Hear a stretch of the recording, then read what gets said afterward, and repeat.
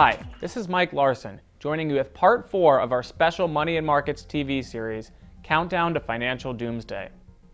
In previous videos, I've told you how this crisis started out with out-of-control government spending, how that spending led to massive debts and deficits, and how those deficits prompted our leaders to borrow way too much from foreign countries. These same blunders have already brought Europe to its knees, so today I want to show you how their problems can easily become our own. The European Union is up to its eyeballs in debt as it bails out its most endangered members. Its banks are stretched to the breaking point as they struggle to prepare for the default of countries that they've loaned billions to. Its most indebted nations are instituting severe austerity measures that take billions of euros out of the EU's economy. And those measures have all but stopped GDP growth, choking off the tax revenues needed to pay back all of those debts. It's happened in Greece, it's happened in Portugal, and now Germany, Europe's largest economy and the growth engine of the monetary union, is stalling as well. Its GDP rose by just 0.1% in the second quarter, 1/5 of what was expected. The trend is clear, folks. The sovereign debt crisis that struck the PIGS countries first is now threatening to crush the entire European Union. And from there, it's just a small step to the United States, especially since our problems are so similar to theirs.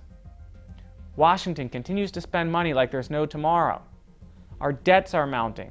Our banks are stretched to the limit as they struggle to survive massive loan defaults. Our massively indebted states are instituting severe austerity measures that take billions of dollars out of the US economy. And now America's entire economy is stalling. You know, President Obama's budget proposal assumed GDP growth of 2.7% this year. But the economy grew just 0.4% in the first quarter and 1.3% in the second quarter. So how are we supposed to get to 2.7% growth? And next year's projection of 3.6% and the 4.4% we're supposed to grow in 2013 are even more of a pipe dream. The fact is, we're already tumbling into a second Great Recession, and it's going to gut tax revenues just like the first one did. The warning signs are unequivocal.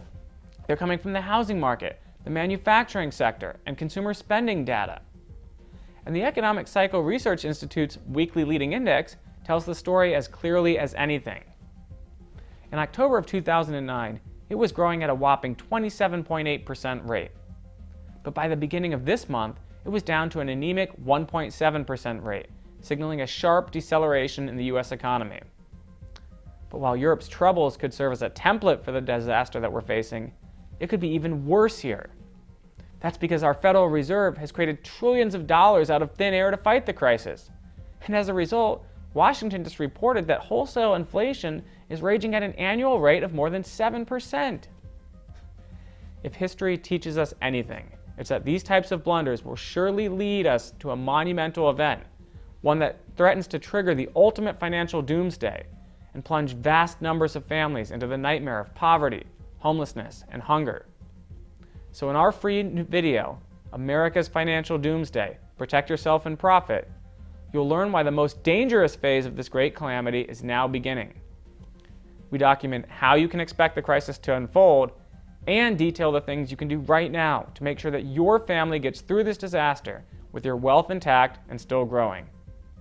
Plus, we show you how you can be one of the few Americans who use this crisis to build substantial wealth.